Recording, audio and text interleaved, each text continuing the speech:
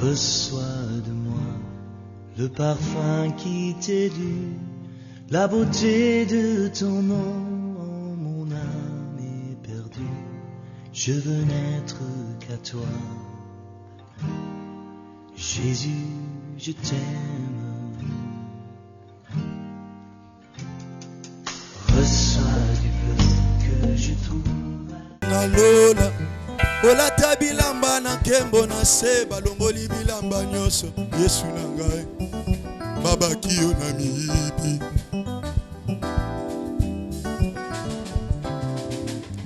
Nalola, oshingama na banje na se bajingi yo na miyibi Yesu na ngai nzoka yo nde mokonzi. Moto bazoboma nzoka yende mobateli, oyo babeti sete yende mobateli. Moto bazoboma nzoka yende mwana mokonji, oyo babwakeli soyi yende mobateli. Bato sali bolamu ebele babaki yo lokola ebwele. Nyonso ponanga nakoma mwana na Nzambe lelo yo. Kolo Yesu bolingo ebele, Kolo Yesu bolingo nanga, bolingo motema ebele olonga motema nanga. Otima kozwa nzembo ya molangwi na langwe bolingo na yo basiya nanga. Kolo Yesu bolingo ebele olonga motema nanga. Kolo Yesu nanga, Kolo Yesu bolingo ebele, Kolo Yesu bolingo nanga. Otima kozwa nzembo ya Yesu bolingo ebele olonga motema nanga. Ata bato bapekisi ngai nga nakotika kombo na Yesu te. Fami bapekisi ngai nga nakotika kombo na Yesu te. Ata baninga bakimi ngai nakotika kombo ya Yesu te. Posala mingi na bomoi nanga bato bakoka te. Nzambe bolamu e yone mokonza bomoi nanga. Yema bolingo nanga na Yesu bolingo ya suka te. Bolingo nanga na Yesu bolingo ya suka te. Bolingo nanga na Yesu bolingo ya suka te. Bolingo nanga na Yesu bolingo ya suka te. Parce que je sache que Yesu oza moluba te, otima kokufela ngai oyo. Bolingo nanga na Yesu bolingo ya suka te. Ya Yesu topesa na tambota maboko tokufela ngai, otima okufela ngai. Bolingo nanga na Yesu bolingo ya suka te. Yesu toyeba na ata na elongi te Nzambe na bomo, otima kokufela ngai oyo. Bolingo nanga na Yesu bolingo ya suka te. Ayebi ata fami na nga te, fami na yo te Nzambe oyo, otima kokufela ngai oyo. Bolingo nanga na Yesu bolingo ya suka te. Oyeba bolingo nanga na Yesu bolingo ya lelo te. Bolingo nanga na Yesu bolingo ya suka te. Parce que je sache que Yesu oza moto abandundu te, otima okufela ngai oyo. Bolingo nanga na Yesu bolingo ya suka te. Bana te nolongi te Nzambe na bomo na pesa mbote te, otokufela ngai. Bolingo nanga na Yesu bolingo ya suka te. Oya Yesu babetaki yo pona nga, oyo basambwisi yo pona ngai. Alleluia. Babetaki yo pona ngai. Basambwisi yo pona ngai. Soponga ekoni nayebana na Nzambe. Ngai ekoni nayebana na Nzambe. Ya Yesu basambwisa yo pona ngai oyo. Abakala yo soyi omerita te pona ngai. Soponga ekoni nayebana na Yawe. Ngai ekoni nayebana na Shile. Bolingo nini oyo, bolingo nini oyo, bolingo nini oyo, bolingo nini oyo. Yesu bolingo ngo, Bolingo nini oyo, bolingo nini oyo. Bolingo ngo, Bolingo nini oyo, bolingo nini oyo. Yesu bolingo ngo, Bolingo nini oyo, bolingo nini oyo. bolingo nini oyo, Bolingo nini oyo, bolingo nini oyo. Yesu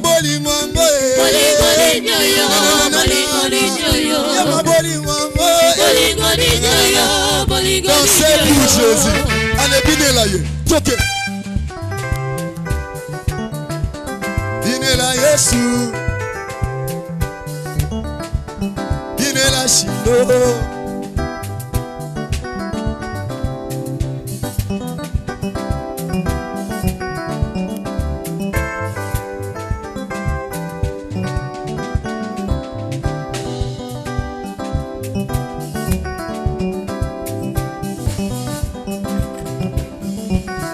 Mabina bolingo su da. Mabina bolingo aye.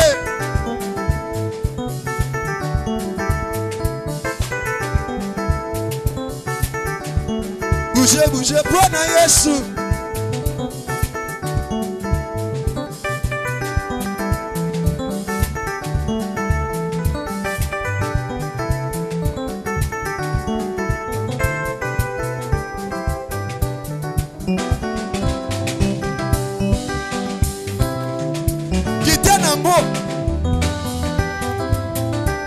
Kasi kita mukie. Matanango nalobi matanango. Croisez les bras pour Jésus. Croisez les bras pour Jésus. Croisez les bras pour Jésus. Tokozonga sima. Tokozonga sima. Zonga sima bien. Tokozonga sima.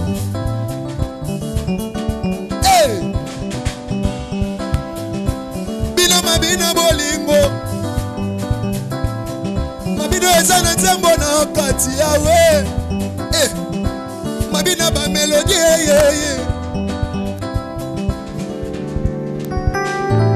Gloire à l'agneau, gloire au Seigneur. Nous continuons à l'acclamer. Betelaye maboko. Azanzambe malamu. Azanzambe munene.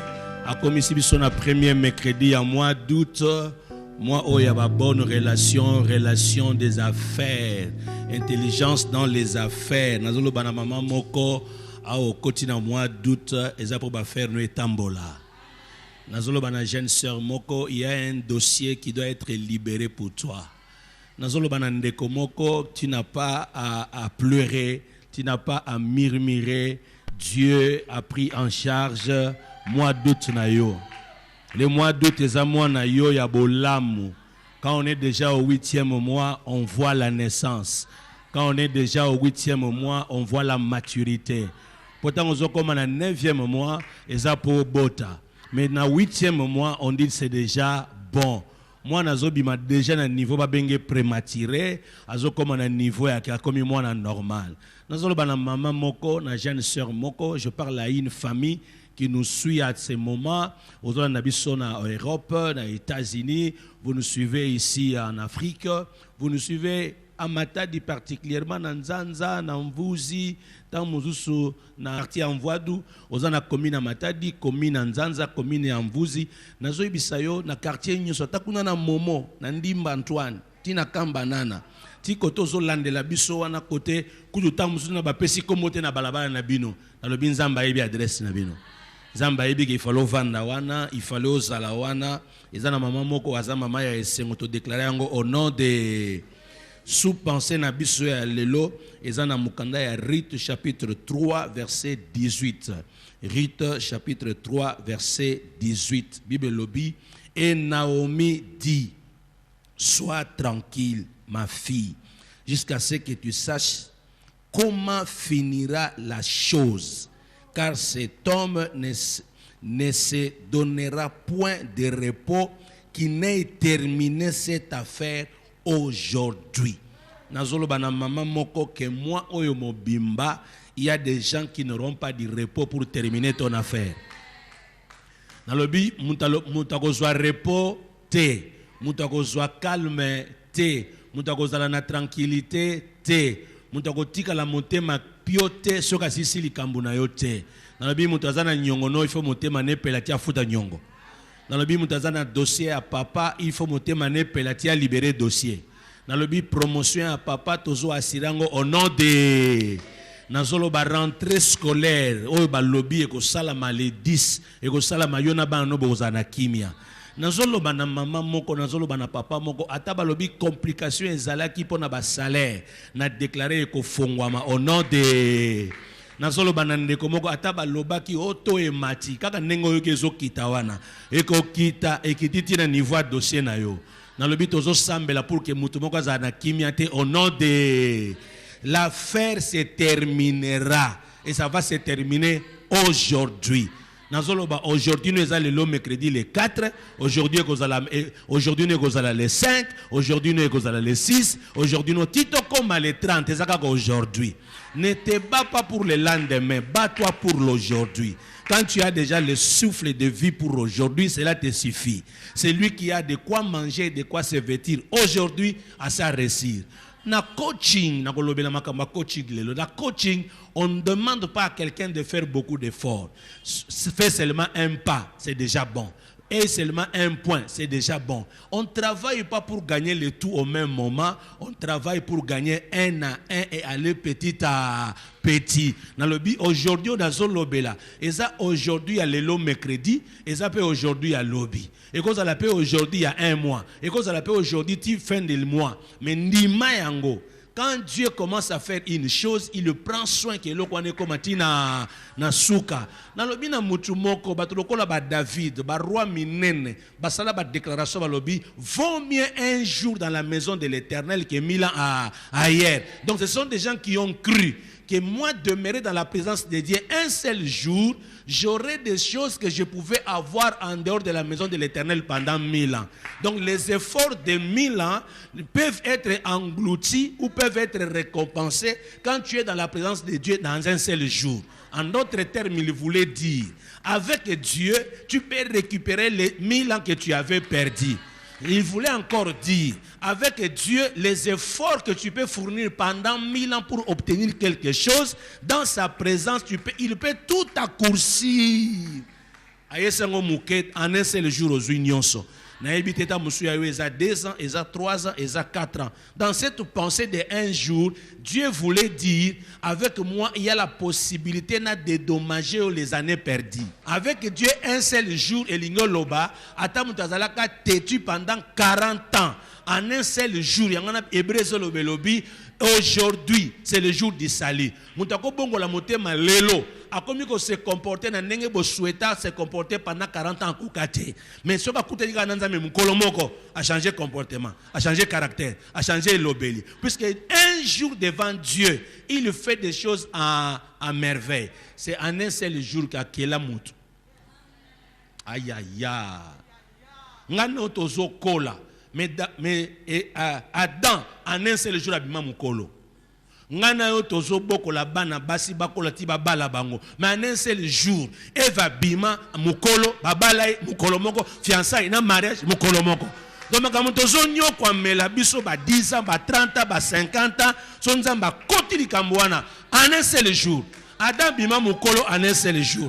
Adam komana lupango en un seul jour. Adam komana mbongo en un seul jour. Akomana biloko en un seul jour. En un seul jour. Adam zalana Eden mobimba. Mboga ya bien.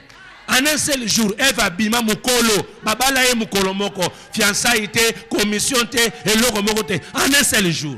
En un seul jour, Moutolokola Anne, abota Samuel. En un seul jour, Moutolokola Isaac, abota mana maman moko, stérile, ba nebele. En un seul jour, Nazolo bana mutumoko, moi oyo kombo nango un seul jour. Maman pona yo moi eza un seul jour. En un seul jour, okobima banyonga 40 ba futi. En un seul jour, fiançailles umela obali. En un seul jour, o abota kate aboti. En un seul jour. Makambo ezo banda na moi oyo na yena mupepe mususu. Makambo ezo banda na moi oyo eza makambo ya forme ndenge ezalaka te.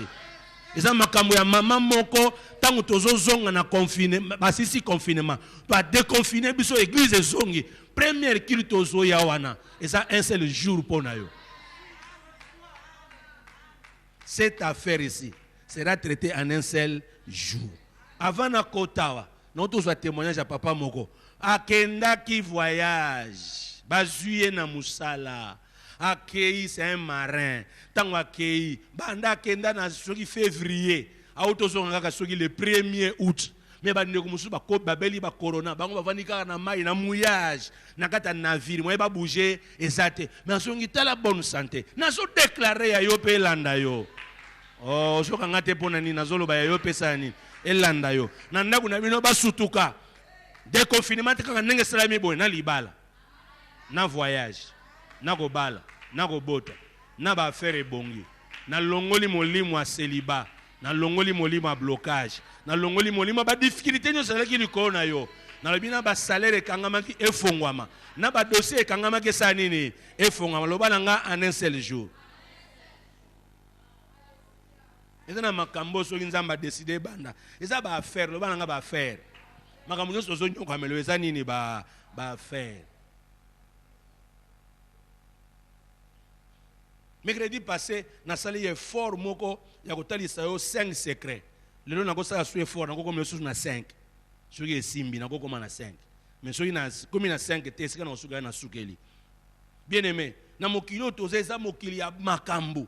Oyo na yebisa ki yo na lobi, mercredi passé na yebisa ki yo zala courageuse. Il faut savoir certaines choses. N'est-ce que première des choses, il faut savoir conserver tout ce que tu as. Basi balela. Balobi moi nanga muta kolia ye azate ata to liaki ya yo lobi yanga lelo to kolia te et puis mutusu atelemi alobi moi nango atanga na lalelaki yo yangai yo olobi na lalelaki ye mais olobi aza mwana yo siko zolo baboma ye te bo pesa ye kasi mutu aza na motema ya bonzambe a conserver ka loba nanga conserver na lobi na kombo Yesu yo ko bungisa te ba sage ba fille sage qui était vierge, balobi moyen to pesa bino mafuta ezate po biso il faut to battre ya biso po sinon to pesa bino ekosila na pesa ko deuxième secret balobi na vie il faut savoir protéger, garder, sécuriser et défendre tout ce que tu as. Et troisième secret na pesa ko dans la vie il faut savoir dire non. Yeko la ko loba non ko zaka oui te na musuve boyaka. Quatrième des choses, maintenant le but dans la vie, il faut savoir utiliser à bon escient, savoir utiliser rationnellement tout ce que tu as. Ko panzaka te, ko bebisaka te. Ba le but ezamu kieto le but na yo non. Ay ba yebisi baninga non, moyen to pesa ezate pour muke oyetikali e ko kipona biso pour so to pesi bino ko kate. Et puis cinquième des choses, il faut savoir apprécier à juste valeur. Peut chérir tout ce que tu as. Loba amen.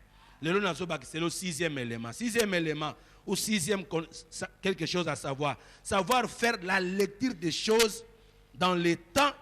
Savoir faire la lecture des choses, la lecture des temps, la lecture même des personnes. Il faut savoir avec qui je dois être. Où est-ce que je dois être? Ce que j'ai, est-ce que c'est encore important? Pour un domaine, il y a à faire.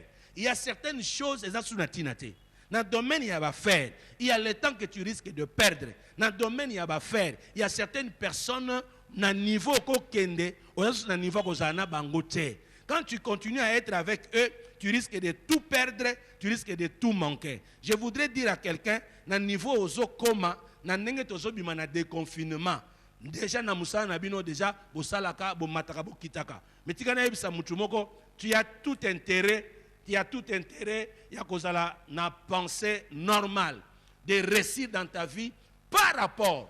Il y a oyo, oyebi, ozana nani, oza wapi, quel temps nous sommes. Omone na lati. Poto zane langa. Ma lilo na yoki leo na tona vie, na ko bima ndenge na bima kate. Fona lata boye na mizipi. Muto a coopéré na tante, oko tomber malade ba banzi sata na ba démon. Ndoka ne démon te. C'est toi qui n'as pas fait la bonne lecture. Dans la moutoloko la Ruth, abimi na mboka na ye, akutani na Naomi, babali ye, mais mobali a koufi. Mais Ruth a se rendre compte que maman il faut na landa ye, pe a landa ye. Oh, maman il faut na kangama na ye, pe a kangama na ye. Elle a fait la lecture du temps, à comprendre que na vie c'est très très important, c'est très très important na vie. Ozala na mayele, ozala na makanisi, ya kozala na possibilité. Ya kozala ata likambo eza ndenge nini ata makambo eza ndenge nini oyeba que tu ne peux pas vivre n'importe quelle vie, puisque tu as besoin d'avoir devant toi la grâce qui a réussir dans les temps. Il ne faut pas permettre à ce que vie na yo, batu bazala bazotala yo, bazomonozo réciter, tu n'as pas seulement une bonne lecture des choses, des temps et des personnes. Septième secret, avoir le courage de se séparer, de quitter, de renoncer, de se repentir, de reprendre, de réparer, de demander pardon s'il le faut. Dans la vie, il faut avoir le courage de se séparer, de quitter, de renoncer, de reprendre. Il y a des choses au sala où se rendre compte que et ça le salle là qui va temps passé et ça sous bon côté. Et le courage, il y a changer. J'ai eu des relations avec telle personne dans ma affaire, dans le domaine spirituel, dans le kamusongolo, mais n'importe na zomo les aussi maté. C'est comme ça que Naomi azoye bisarit. Ozo landanga pona nini. Ato landi nongai. Bien aimé, azoye bise ozana le mwana muke fobala. Mais ce qu'on landinga na monité na ko bota ndenge nini kaka sikoyo, pe kaka sikoyo mwana ngwa kola ya ko bala yo.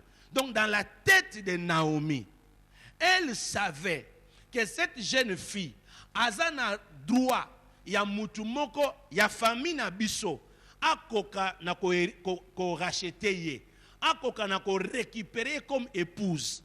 Mais le problème c'est que na lignée na ngai ko bote za susute na suna mobilité. Ça ne pouvait pas se faire. Elle ne voyait pas comment cela pouvait arriver. Mais regardez, Ruth, ne me forcez pas de te quitter. Je dois te suivre. Là où tu seras, j'y serai. Ton Dieu sera mon Dieu. Ton peuple sera mon peuple.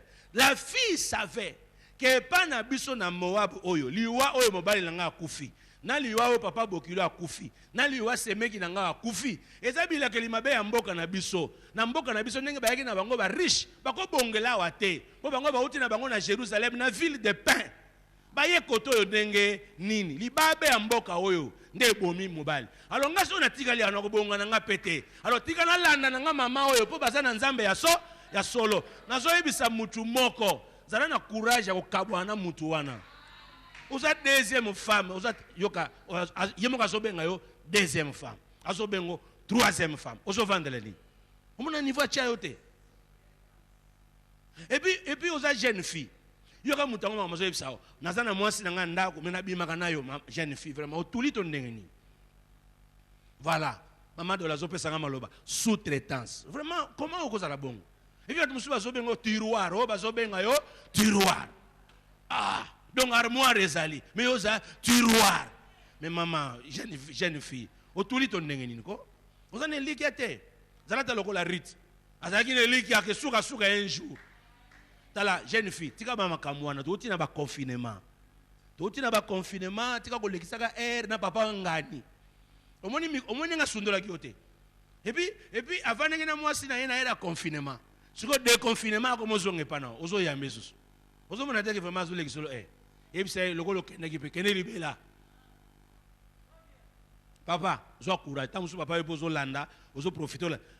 Boya loba esili. Le golo appelle confiné qui tout est confiné. Ata ba déconfiné, na oya souté. Loba amène à bien à continuer. Dans la vie, il faut avoir le courage. Quand tu fais une bonne lecture, il faut avoir le courage de se séparer, de quitter, d'arrêter, de reprendre.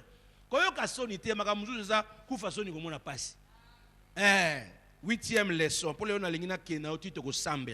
huitième leçon. Il faut savoir être de bon côté. Quand tu as la lecture de temps, quand tu sais renoncer, tu sais réparer, te repentir, demander pardon, apprends à être du bon côté. Quand tu fais la lecture, il faut comprendre que le mouvement est à côté. Bato ebele bazo tambola na vie ba faire simba kate poani po oza côté mabe yo za femme mariée mais tala côté ozala côté ba seme ke batongaka bokilo mais ibala wana ozana problème maman zala côté ya bien Tala omoni mutabota mobali na yo. Donc maman bokilo, to papa bokilo. Dikamona ina yebisa yo, eza na Bible. Bible lobi hein. Enfants, obéissez à vos parents selon les seigneurs. Mais verset landé lobini, honore ton père et ta mère. C'est la seule promesse qui est liée à une c'est la seule loi qui est liée qui a une promesse. Mais balobi selon les seigneurs. Pour honorer, on honore pas selon les seigneurs. Pour honorer, on honore. Mais pour obéir, on obéit selon les seigneurs. Donc, obéir aux parents, il faut la makambo. Ce que c'est bonzambe aussi. Mais honorer pour les parents. Bate bele baso bunda babitumba na vie. Osaka na mama bokilo. Osaka na mama bokilo. Ao lokayo. Ato lobaka langue. Ato jenaka ndengeni. Comme abota mobile na yo saka na ye. Bitumba wana oko bunda yango ko lemba. Pour balobi honore le parent. Obéir, on obéit. Selon les seigneurs. Mais honorer, on honore pas selon les seigneurs. On honore quand il faut honorer. Ata zandoki, honorer. Ata zanganga, honorer. Ata zo occultiste, honorer. Mais obéir, selon les seigneurs. Est-ce que moi zoganga? Rita comprena qui n'a pas landa mama ote. La femme qui vivait dans le moment de famine, alors bien si na lia ki mwana to ko tia kindoki ki mukolo na ko continuer sur le bon mwana ngati. O eza génocide, o eza kindoki na ko tia ki mukolo. En tout cas, courage na kuliate. Na ko boma pe te. Lobana mutu manga pe meno za na courage. Ba fille vierge, les sages, ba lobi to ko pesa binote. Bible lobi nini? Tant kaka ba o wana ba bandeki ko luka lisalisi. Ba keiba ba ke soma mafuta mobala ya kate aye ba kota kana salle de fête te ba koti ba o ba kendaki ba soma ite ba somba kite ba sombaki ba songa ite ba songa kite ba songa ki mais porte osaya nini ya ko kangama moye ba kota ezate do ba kendaki de mauvais côté na sambeli nzambo ya ka retardé na sambeli nzambo osala na capacité à lecture discernement facile na vie oye ba ke mikolo ndenge nazo sentir dollar rekomata. Alors bon mimo on a dollar. Mais qu'on a sentir que va faire tel na lobi ozala une fille d'Issachar. Ozala mutozana discernement, ozana capacité ya ko comprendre le temps. Mami ndenge tozonga bo église. Toko tamusa ngo sunenge za ki libosote. Dans la distanciation. Et comme makamwa 1 mètre, tala ba masque, ba to balati ba masque, ozomona ndenge komi. Ce que yo continuer ka vivre bongo. Zolo ozipi, munoko ozipi pour la distanciation. Bongo munoko wana pe ko zipa ngote pour na masumu. Obenga Covid. To sali distanciation pour la Covid. Mais ça la peut distanciation pour la lisumu. Il y a des milliers que tu ne peux plus fréquenter. Bango bakene ko va na Moab, nzoka nemboka libabe. Libabe yakate eye na tomo eloboka mbali likolo. Comme prophète. Mikolo na comprendre na kolobilo ka loka prophète mais je te parle aussi comme sentinelle, les gardiens de ta vie. Nga nazomona makabalo bi sentinelle musala na ye ko so makamwe pa ya nzambe, soka zuye pa ya nzambe, amemeli batu azuya batu, amemeli pa ya nzambe. Je déclare au nom de Jésus, vie na yo e batelama, e bomba mana kimia et puis ozala côté ya bien. Na le déclarer na komwa Yesu. Ozala du côté où tu entendras. Bible lobi, il y aura la guerre et vous entendrez le bruit des guerres. Donc ça signifie il y a des gens qui seront là où il y a la guerre, il y a les autres qui ne seront pas là où il y a la guerre, mais ils auront le bruit qu'il y a une guerre qui se passe là-bas ou qui se fait là-bas. On a déclaré aux à la côté à bien. Moi doute oyo bimba, jeune fille et maman, partout vous allez nous suivre, je déclare que tu sois du bon côté. De bons côtés, côté où l'ipamboli ezali. De bons côtés, côté où récite ezali. Loba amen. 9e secret. Dans la vie, il faut avoir un coach. Dans la vie, il faut avoir un coach.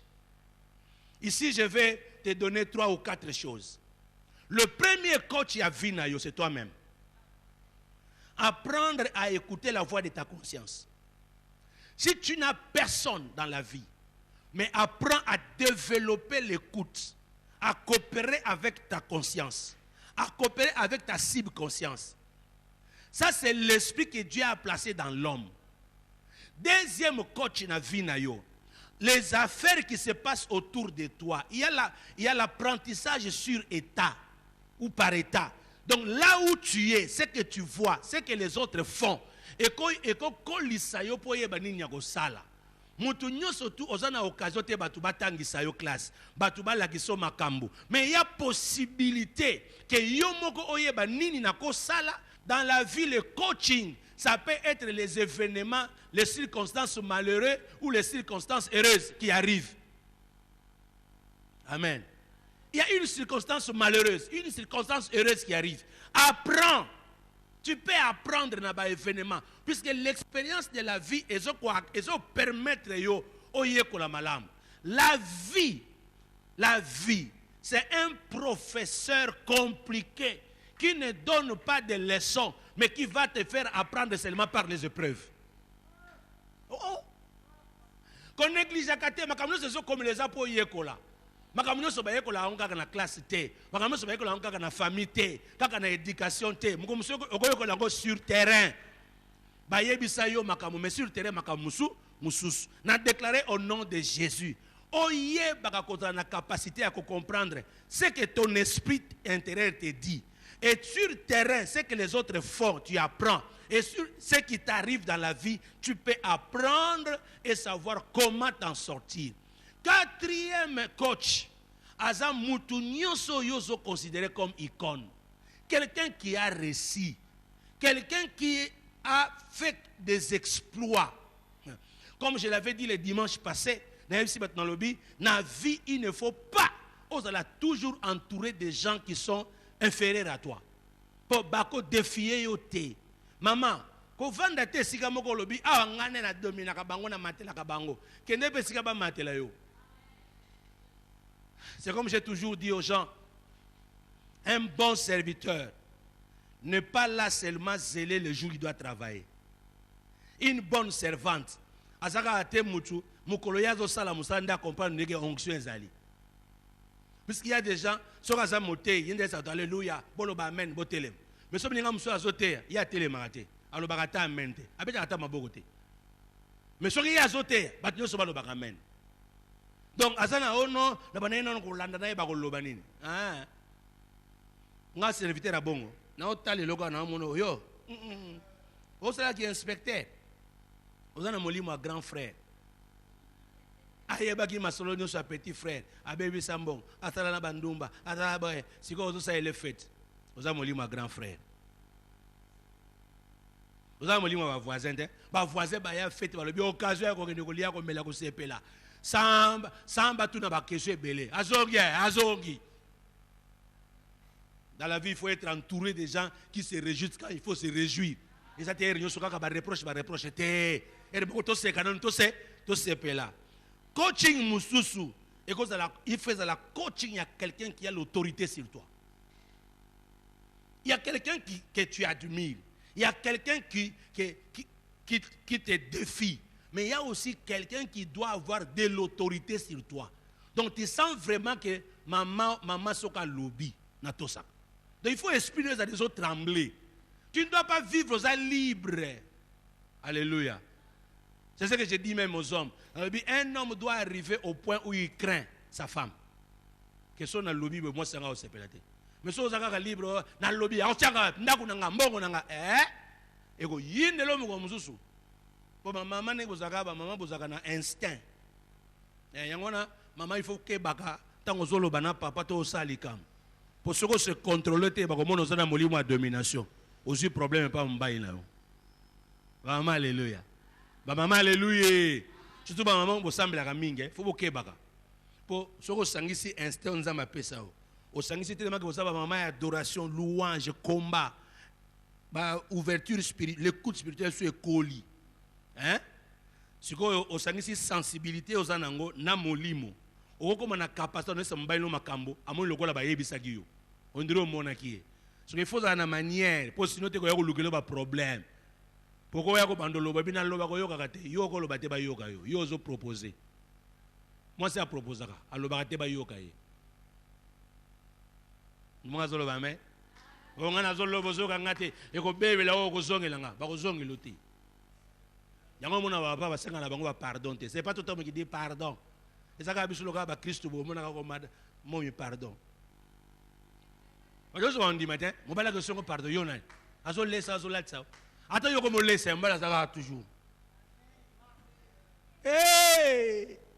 est-ce que moi zo mona zoloba na déclarer na kombo ya Yesu ozwa Naomi yoka Naomi nenga zo ebisa Rit alobi lelo wana Rit chapitre 3 on zo zolobo eza Rit chapitre 2 chapitre 3 azo ebisa Rit lelo nazo ebiso pakola mafuta lata bien kende soko komi otala kote na kolalela akovandela soko kota kovandela wana yo kende cause luka bisika muzute lala kaka na makolo na ye oki coaching abi je vais te dire des choses qui feront ta paix aujourd'hui et ça na ba mususo ba lobelo makam mama ozui kimia loba na zui kimia alobi Naomi alobi chapitre 3 verset 1 Ruth chapitre 3 verset 1 Naomi sa belle-mère lui dit ma fille je voudrais assurer ton repos afin que tu fusses heureuse donc comme nazo ebisa o pesa po zwa repos pe okoma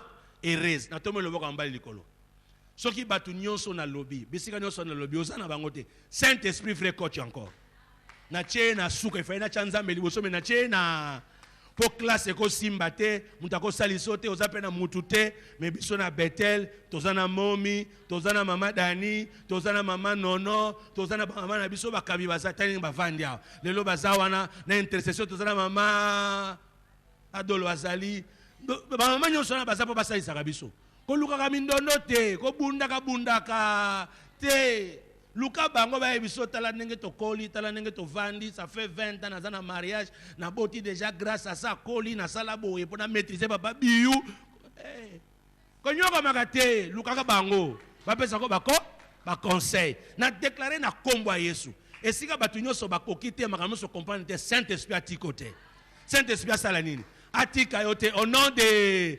possibilité à mutu à réussir na vie. Coach, un coach, c'est celui qui t'inspire. C'est celui qui vous donne une image sainte des choses. Et là, tu as embrouillé. Saint-Esprit a ce qu'il faut faire, quand le faire, comment le faire, où le faire. Bateau Baza capable d'aider à avancer. Puisque Rita ce qui Naomi, ce que je suis en train de faire, ma fille, à ma fille, les déclarations que j'ai faites sur toi, et ça que Naomi, sois tranquille ma fille, jusqu'à ce que tu saches comment finira la chose. Car cet homme ne se donnera point de repos, qui n'ait terminé cette affaire aujourd'hui. Mais à côté, pour que mon toit s'en a repoté, dans son version pour Nakoloba, talandenge Naomi, a sali tout, a bongisi Ruth, jusqu'à ce que Ruth a séduire Boaz, et Boaz a comme une impossibilité. Yakozana kimia. Nazongeli un jour, lobalanga un jour. Lobalanga un jour. Mami, tangu Naomi, azo ibisa Rita, ibisi mwana mwasi sana nini? Zonga. Zonga pona nini? Pour ceux qui n'ont pas dit lelo, est-ce que moi non ko kole? Pour abala yoka lelo, zonga na yo. Naomi Rita ibisi na ozonga te. Metala ndenge ba bimisele mobali asa kola, Boaz. Na moka. Eza manga musuko banga kate na vie. Oh, monyanga zo umela bako bimiselo mukolo. Bible zo lo baboy. Tango akena bilanga, ake par hasard. Alokoti na bilanga wana par hasard, Ruth. Tango azongi, na nyazo tuna lelo glanaki wap, yemoka lobi, kote na kendaki sikatel. Mbala moko Naomi agangi, Dieu est bon. Le Dieu qui a été avec les morts, ceux qui sont morts, il est le Dieu qui est avec nous aujourd'hui. Là où tu étais parti dans ces champs-là, le propriétaire de ces champs, c'est notre parent. Il a le droit de rachat sur toi. Donc Naomi maele souk, Naomi plutôt maele et soukaka. Ayebaka soute que à part bano bakobi mana libumu nanga, ezana bato aligné ya papa bakoki pe ko bala. Donc na mutuna ya sa banza ke ba bangonyo so basi babala basila. Joka nenza mabomba ki Boaz célibataire. Hey ya na mwa oyo tozobanda na lobi likola bana na yo likola bandeko na yo likola misala na yo mutu moko bima mukolo me bakanga ye miso amonaka mwasi te amonaka mombali te amonaka mutu akozwa na musala te amonaka mutu akopesa promotion te miso na ye fenga liboso mwasi na yo likola bana na yo na déclarer yango au nom de lokola ya grâce au telemi yamba yango au nom de Jésus. Miracle salama Boaz abima mukolo. Mais aza mutu aligné abatu bakobala Naomi. Un jour, loba un jour. Loba un jour. Mwana mobali otangaka moni yoka ye question. Mwana mwasi anosala musala na bilanga. Auti wapi? Asa mwasi ya nani? Asa mwana ya nani? Quartier mobile bayeba kiye. Rita osala musala mayebi teke nabata misala ya Boaz bayeba ye. Omoni mwana mwasi wana yende azonga na Naomi. Yende azalaka mutema malamu. Yende asalisaka na Naomi. Nenga zo lokotane za pa no lesa Naomi mubange. Alors nengo moni ye wana asa libre. Yoka Boaz. Nenge za wana bo pese biloko golia. Asokola mai aho. Bo pesa biloko musu kalinga ken. Et puis bo sala ka tout côté ya zali. Bo tika ka biloko musu ekweyaka. Aloko taka na bino. Na tombo le boka mobali likolo. Nzamba peso vitesse. A multiplier bolam. Asa elo esengo. Sanzo esila te. Na yoka sango. Kenzamba sa elo bolam. Au nom de Bible Zoloba. Bible Zoloba. Toujours dans le chapitre 3. Il y a rite. Yoka makamboaza Zoloba. Yoka makamboaza Zoloba. Yoka makamboaza Zoloba. Boaz azoloba na mwana maso maloba moko etouche ngai tango natenga na lobi Boaz aza mutu malamu aza mutu amotema malamu yoka makambo azoyebisa lobi jeune fille tu n'as pas cherché des jeunes garçons, tu n'es pas allé chercher des jeunes garçons comme toi.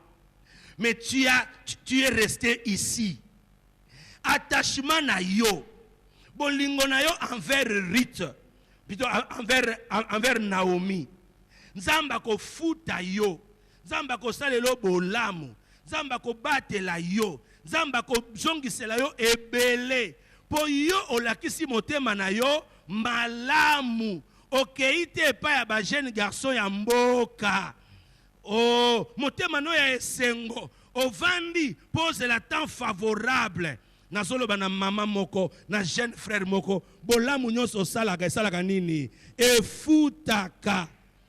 Et il dit, sois bénie de l'Éternel ma fille. Ces derniers traits témoignent encore plus en ta faveur que le premier. Car tu n'as pas cherché de jeunes gens, pauvres ou riches. Maintenant ma fille, ne crains point. Je ferai pour toi tout ce que tu diras, car toute la porte de mon peuple sait que tu es une femme vertueuse. Chapitre 3, à partir du verset 10. Abi sangono mwana mwase yebana. Lelo na oselo bolam. Teleme sikoza. To sambela nzambe ya Abraham, nzambe ya Isaac, nzambe ya Jacob. To belela ye pour mutu moko mone sengo. C'est aujourd'hui. Le kola Adam bima mukolo, Eve mukolo. Boaz pa bimi mukolo liboso ya Ruth. Makambo salama mbangu. Na moi oyo na mama moko kokota na makambo ya mbangu. Cette affaire va se terminer aujourd'hui. Si aujourd'hui na yo eza aujourd'hui. Le but est aujourd'hui. Prends tout le temps que tu peux prendre. C'est aujourd'hui. Est-ce que maman m'a commandé sambe là? Qui peut se séparer? Peut-être que les gens se séparer. Qui peut abandonner? Peut-être que les gens peuvent abandonner. Qui doit discerner? Peut-être ça peut discerner. Nous avons déclaré la combat Jésus. Monte dans la prière. Mosa Robache. Indara Bruce. Monara Sema.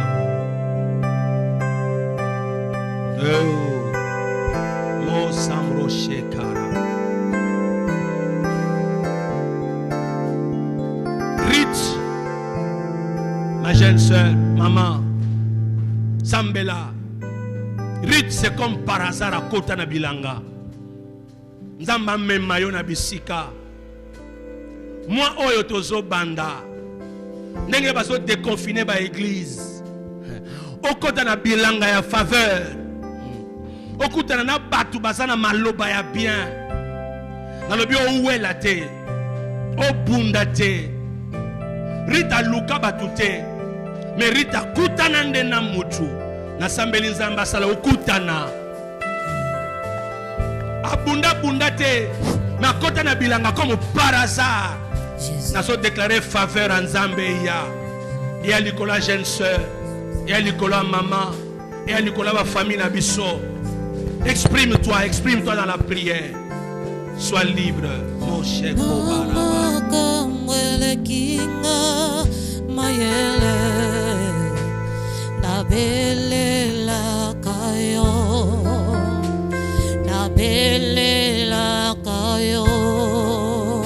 Yahweh, Ozanzambe likolo na nyoso na yebyo kosala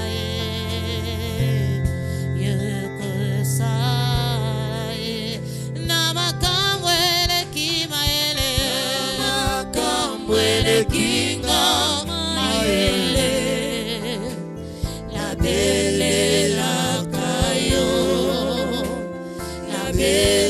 la kayo Yahweh Ozanzambe likolo na nyoso na yebyo kosala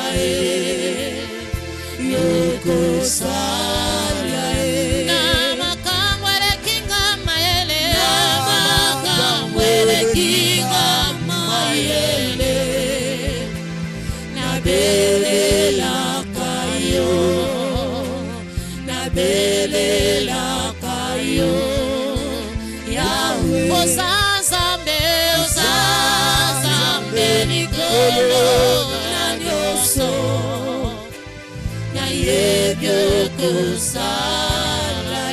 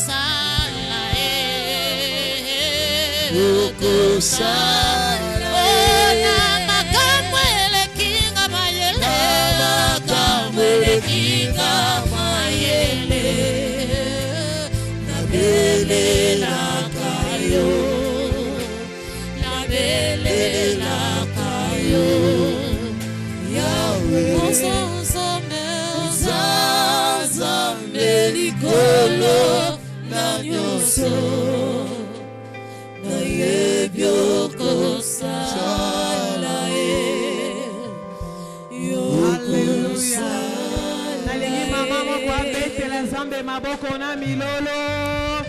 Nabi nalingi mama moko bisika azabetela Nzambe maboko na milolo.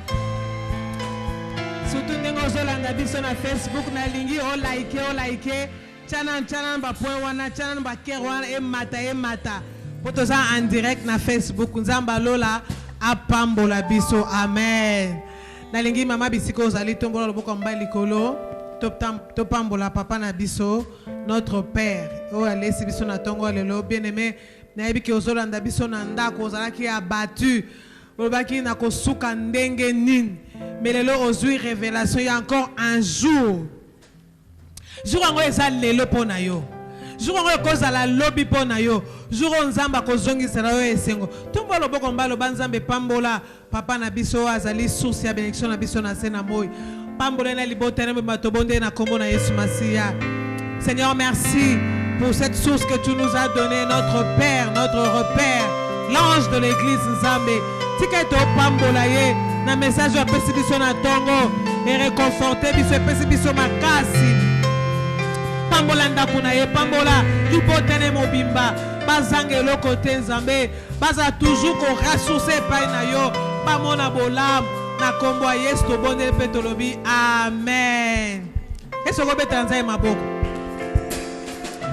Bisiko zana ndako betela Nzambe maboko. Amen. Amen. Amen. Tokomi na suka cute na biso ya mercredi ya lelo, Nzamba lola apambola biso. Amen. Communiquer na biso ezali mercredi prochain sous tozana isika avant ba déconfiner. Donc totika na mercredi moko o tokolekisa na Facebook. Donc mercredi prochain tozala sous awa Nzamba lola apambola biso. Bien aimé na le Bible eza culte. Bisika yo za yo landi culte oyo okozwa offrande na yo oleki na église opesango ekozala malamu mingi. Amen. Nous sommes des fils et filles d'alliance to yebi moko ya source na biso ya bénédiction ezalaka ba offrande ba dîme na ba action de grâce. Merci na bande ko nyonso bazo koleka na église ko pesa ba action de grâce na ba dîme na bango. Tika Nzamba alliance azala na bino. Amen. To telemi to lobi le ko la papa si a clôturer le sambo. To asno de kamba ko lobate Nzamba pambola biso to kutani mercredi prochain na kombo na Yesu. Merci na bande ko nyonso bazala ba cellule. Wow. Ngana bosana bande ko nyonso bazolanda bakit na biso na ba cellule. Ko bosana te bakit na biso ezali to kutana ba cellule na biso. Nzamba lola ko pambola biso. Bye bye to kutani mercredi prochain par la grâce de Dieu. Merci beaucoup. Reçois de moi le parfum qui t'élu, la beauté de ton nom, mon âme est perdue. Je veux n'être qu'à toi. Jésus, je t'aime.